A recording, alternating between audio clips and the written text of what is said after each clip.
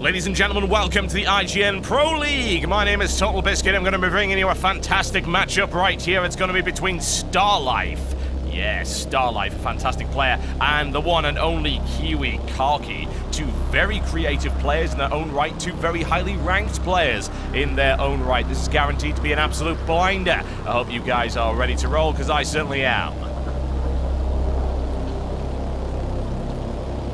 Ladies and gentlemen, welcome to the Xel'Naga Caverns. This will be the arena for today's bloodbath, and I can assure you that there will be violence, there will be destruction, explosions, fire raining down from the sky, all manner of awesome things. I bring you StarLife from the team Complexity Gaming. He is in the green trunks, and he is playing Terran up to the northeast of this Xel'Naga Caverns map versus his opponent KiwiKaKi. In the yellow trunks, he's from Team Root. He's to the southwest, and he is playing Protoss. Both of these guys extremely creative and very accomplished players, both coming off a series of tournament wins and high placements lately.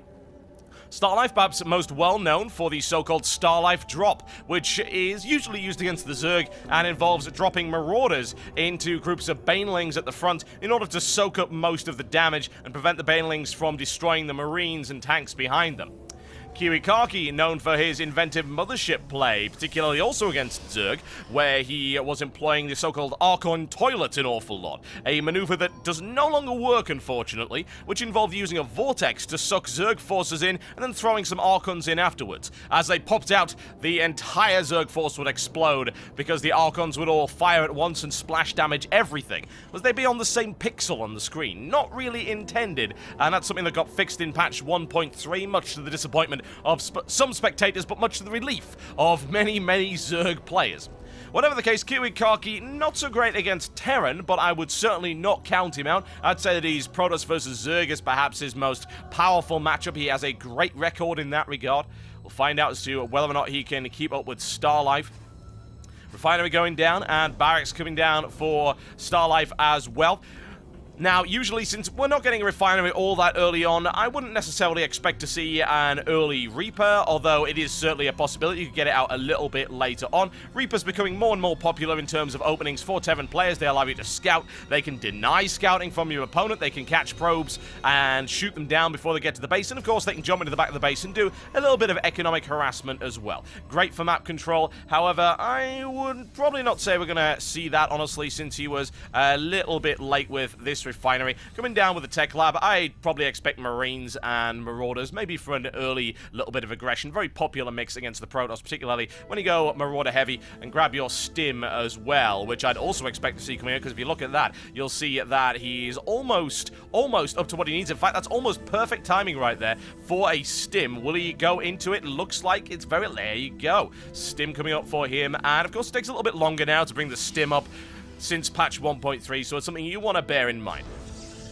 There we go, another gateway coming down, and it has been successfully scouted by StarLife. We'll have to see what KiwiKaKi can really do there. Chrono boosting out the warp gate research, wants to get that on the field as quickly as possible. A single assimilator down, always possible to see some early 4-gate aggression. That's a possibility you should always bear in mind. However, we're not seeing any real signs of that right now. You never know, KiwiKaKi not really known for going aggressively into a 4-gateway play and trying to end the game early. He's much more of a macro player, an economic player. He likes to hang back, he likes to get his forces running, and get his tech on the field.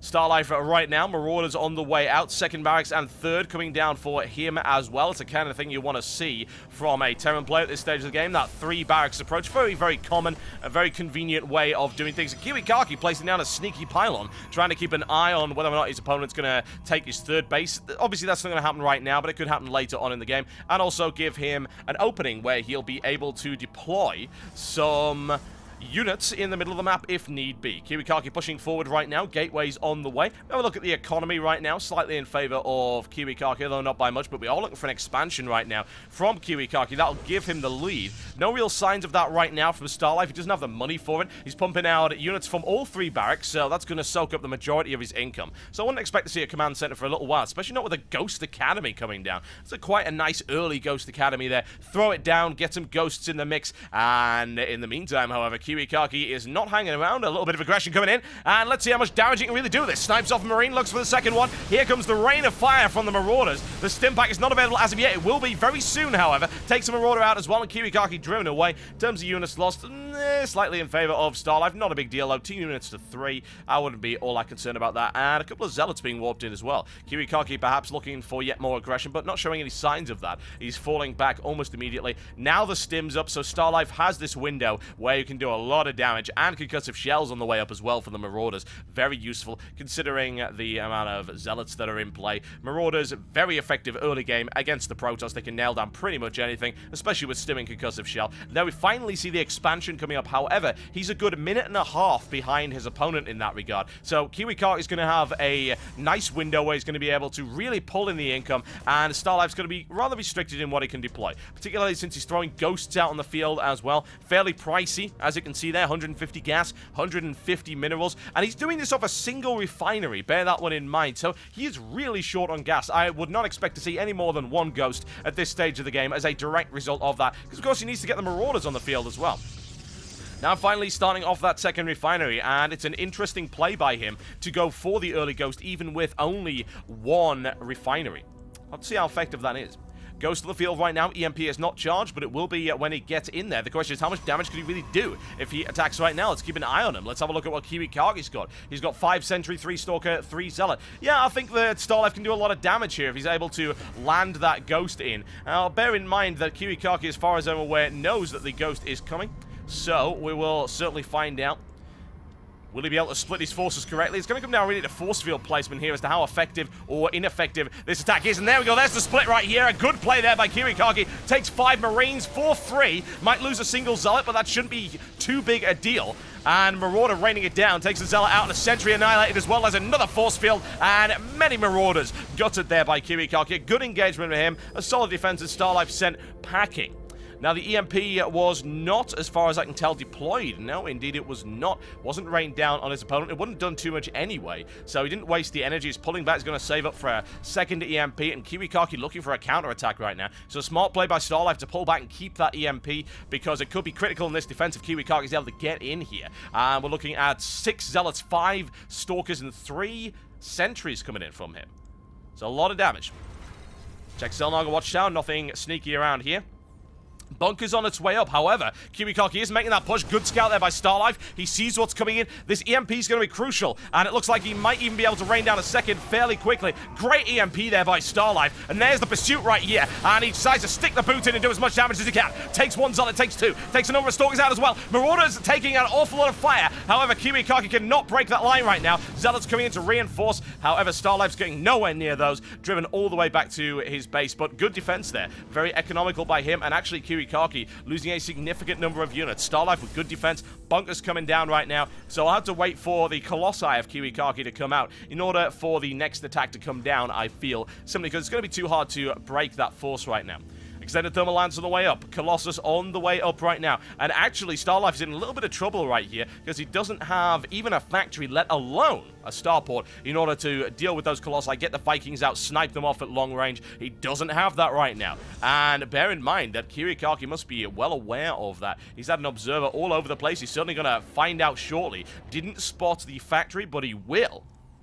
He's going to be aware of exactly what his opponent can do. And StarLife actually deploying a missile turret as well. Make sure that there's no observers coming into this area. And, of course, that will help him in any defense against the Colossi if they happen to get that close. It's fairly unlikely that they will, though. Bear that in mind. Colossi with the range upgrade have 9 range, and these have 7. So I wouldn't be too concerned for KiWiKaKi right now. He's not going to go in that close with the Colossi, get them picked up by missile turrets. That would be a little bit embarrassing. That's not the kind of caliber play we'd expect from somebody like KiWiKaKi. Once again, StarLife pushing forward. Looking to see how much damage he can do right here. 8 Marauders, 19 Marines, and a Ghost. That's a lot of damage he's going to be able to rain down. Bear in mind, however, there is a Colossus. There's a second one. Looks like it's going to be complete by the time these guys get in there. A lot of these units are actually injured as well, and no medevac support. That's going to be problematic. He does have a Ghost in the mix, so he will be able to land an EMP. Looks for the flanking maneuver to make that happen. He's almost got enough energy for 2 right here. Looking for it, and there we go. However, that EMP was utterly ineffective. StarLife was not able to do anything with it at all. Rains it into the middle of the forces, and the middle of the forces have already backed off right here for KiWiKaKi. Now pushing StarLife back, since he's really got nothing he can do to deal with those Colossi. StarLife needs to leave immediately. He falls back and loses a number of of Marines and takes a Marauder with him as well. KiWiKaKi unstoppable right now. However, StarLife looks like he's got the micromanagement upper hand, raining it down on those Vanguard units, taking him out. But still, StarLife taking horrendous losses right there. That pretty much equalizes him with KiWiKaKi, and KiWiKaKi's economy's been much stronger for a long period of time, so he can afford those losses.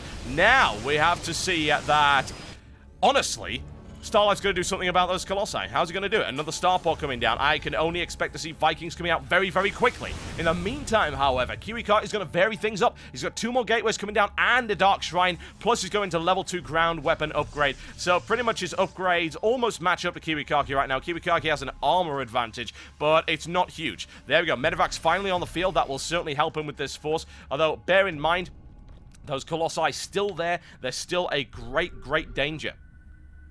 No drops right now by StarLife. He only just got his medevacs available. I have to wonder if he'll try to actually get aggressive with those drops at some point in the not-too-distant future. And we will keep an eye on that to make sure that he's not doing anything of the sort. No doubt KiWiKaKi will do the same thing. He has control of this Xel'Naga watchtower, so if his opponent decides to expand around here, he's going to know, he's going to see it coming a mile away. A 3rd Colossus on the field now for KiWiKaKi. This is going to be dangerous right now for StarLife. He needs to get those Vikings out. That's exactly what he's doing. Double reactors down on the starport. That's quad Vikings coming out. A lot of firepower, and that's interesting. A empty medevac now moving in. I have to wonder if it is, by the looks of it, going to force KiWiKaKi to pull back, because he's thinking of drops coming in, and there's actually a bare minimum defense right there. There you go, pulling back to this expansion over here, just keeping an eye on things. There was nothing in there, so StarLife faking a drop, and also getting some interesting scouting information, keeping an eye on where his opponent actually is right now. No use for the factory, so being used as a scout. However, lots of upgrades still coming in for KiWiKaKi, and the economy is still in favor of him as well, and he's going to be able to transfer a significant number of drones to the gold mineral expansion, and we do not see StarLife expanding yet, but he does have a orbital command center coming up, so he's going to look to expand in the not-too-distant future. However, once again, KiWiKaKi with the economic advantage, a lot more gateways available. KiWiKaKi can solidify his forces on this map and can go in there. Bear in mind, there's not a huge number of Vikings either. 5 Vikings out of 4 Colossus, with Stalkers on the ground as well. No Blink available as of yet. He's actually gone for Charge instead. A smart maneuver to soak up a lot of damage from those Marauders, and of course negate the fact that they have those slowing shells, the concussive shells that will be raining down on him in the not-too-distant future.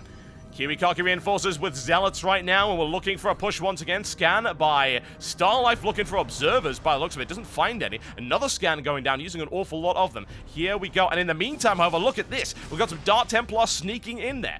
And we just got to keep an eye on how much damage they can do. So in the meantime, StarLife with an engagement. And the force field's not placed all that effectively. StarLife not losing too much. Raining them down on the Zealots. Ripsuit 1 looks for the second right here. And the engagement still looking in favor of KiWiKaKi, however. In the meantime, look at this. KiWiKaKi gutting the middle line of StarLife, and StarLife really can't do an awful lot about it right now. Once again, StarLife looking a little bit distracted. Here comes the EMP, takes out the Vanguard, rains it down, brings a few sentries down, but still, StarLife's gonna have to back off. That entire mineral line has been absolutely devastated. 14 and 13 kills by those Dark Templar. That is ridiculous. That's incredibly powerful by him. Looks to take the engineering bay out. In the meantime, raise it down on the Nexus. Nexus shields are down. KiWiKaKi drives him away once again. Minimum damage done, loses a Colossus, but snipes out not 1, not 2, but 3 Vikings. KiWiKaKi looking very good right now. Once again, medevac's taken out. That engineering bay is gone. Reactors are getting gutted. Look at how effective these have been. Unbelievable. A reactor taken out. A second reactor taken out as he tries to immediately rebuild it. That is not good for him at all. There's the scan. Rains it down. Brings down 1 Dark Templar. Looks to take the second. The second one finally goes. But how much damage did those DTs do? Oh, wow. That was absolutely brutal by him. KiWiKaKi now with a critical economic advantage. 61 harvesters to 32. His forces are looking very strong. The engagements went in his favor pretty much every time, and this could be the final push right here for KiWiKaKi. And there you go. In comes the aggression. Rains it down. Those Marauders will not be able to hold the line. No way. Look at that. Ripping through there with a +2 weapons upgrade. There is nothing those Marauders can do to stop the unstoppable. And that is what they are. The unstoppable advance of the Colossi right here.